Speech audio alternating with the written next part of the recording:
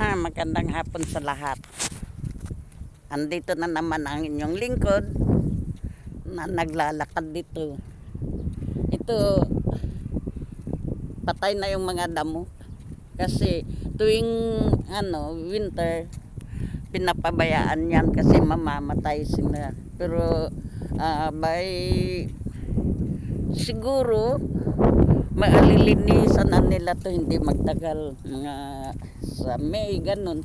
Sa May first week is Golden Week dito sa Japan, walang pasok, parang isang linggo depende sa pagturis na mapasukan mo na walang trabaho. Pero ito hindi talaga tong Golden Week, yung traditional nila to, ang mga Hapon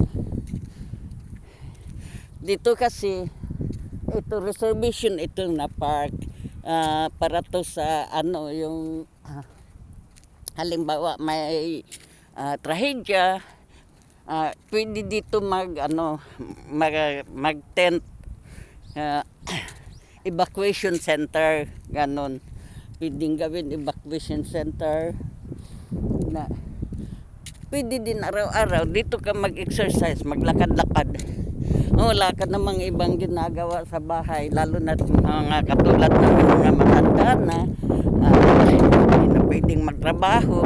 Pwede pa rin magtrabaho kung nag-apply nga ako, natanggap ako, pero hindi ako tumuloy kasi tama na, may mga anak naman ako na magtatrabaho para sa akin, kaya naman nila kong buhayin. Kumpleto ito, yung may puti yun, CR yun. May free na tubig din na mainom dito.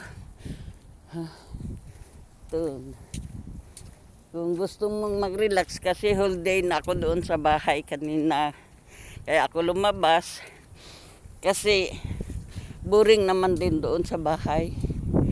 Ito may mga sasakyan na ewan ko kung nasaan ang mga may-ari nito.